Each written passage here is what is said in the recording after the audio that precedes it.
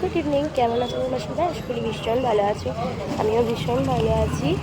তো আজ পরীক্ষার মাঝে দেখো, পরীক্ষার মাঝেই মানে কাল এক্সাম আছে, কিন্তু কম্পিউটার আছে, তো তেমন কিছু পড়ার নেই বলে চলে এসেছি একটু বাজার ঘুরতে। তো এখানে আমরা এসেছি, মা, আমি আর বাবা এসেছি। আমরা তিনজন মিলে এসেছি আর বুনু আমার কাছে খেলছে। তো চলো এবার দেখার জন্য যাক আর কি কী করি।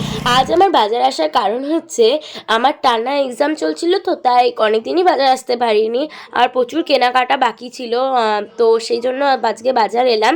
তো ফার্স্টে বাজারের কেনাকাটাগুলো কমপ্লিট করে পরে অ্যাপেলো ফার্মেসিতে ঢুকে গেছি, কারণ এখানেও প্রচুর কেনাকাটা বাকি আছে।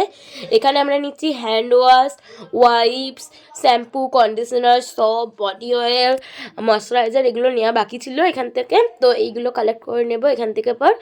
তো এখান থেকে আমি নিলাম দুটো ওয়াইপস, দুটো হ্যান্ড ওয়াশ আর শ্যাম্পু, বডি অয়েল, ময়শ্চারাইজার। তো মা আজকে ময়শ্চারাইজারটা নিচ্ছে আর আমি এগুলো নিচ্ছি।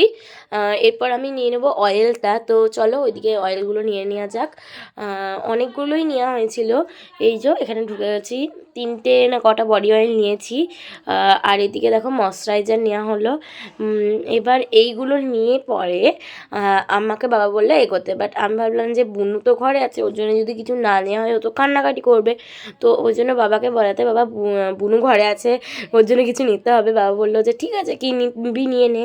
তো আমি ভাবলাম চকলেটই নিয়ে নিই। তো এখানে দেখো কিটক্যাট পছন্দ করে, ওই জন্য কিটক্যাট নিয়ে নিচ্ছি, আর আমি 5 স্টার, ওই জন্য আমার 5 স্টার নিচ্ছি।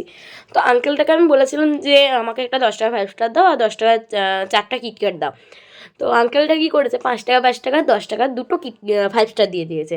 তো আমি আঙ্কেলকে বললাম আমি এই 5 স্টারগুলো নেবো না, আমাকে বড়োটা দাম, মানে 10 টাকারটা।